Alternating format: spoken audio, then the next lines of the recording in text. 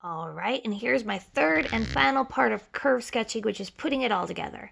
As you can see, in the past two videos, we have found out when we're increasing and decreasing, where our min is, concave up versus concave down, and inflection point. So here's how we put it all together. Number one, we're going to draw an XY coordinate plane, and we're going to graph the 3 points that we know. And the 3 points are these 2 inflection points along with these minimum.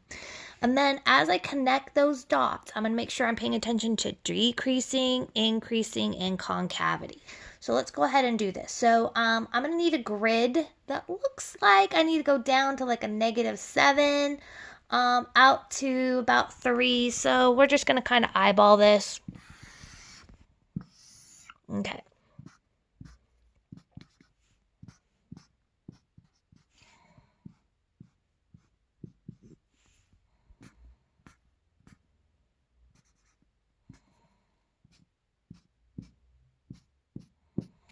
Okay, I think that's good enough. Okay, so I'll adjust it as I have to, but I think that's going to be okay. So if we want to start with our min is at x is 3, y is almost -7. So as I come over here, x is 3, y is almost -7, so somewhere in there. So that's going to be my min. And then my inflection points are 0, 0, and 2, -4. So 0, 0, and then 2, -4. Okay, now here comes the sort of weird part. So what's going to happen is that I'm going to be decreasing this entire time. And then once I hit here, now I'm going to be increasing. Now let's focus on concavity. So what's happening here is that I am concave up from 2 to infinity and from -infinity to 0. So what's going on is let's focus on this 2 to infinity first. That's basically going to create this bowl shape. It's going to be slightly skinny, but that's what's going on over there.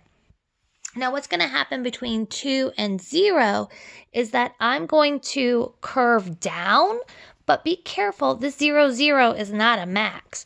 What it is it's an inflection point that it's going to end up just curving like this. So think like an x cubed, how the x cubed has a kind of pause and then comes down.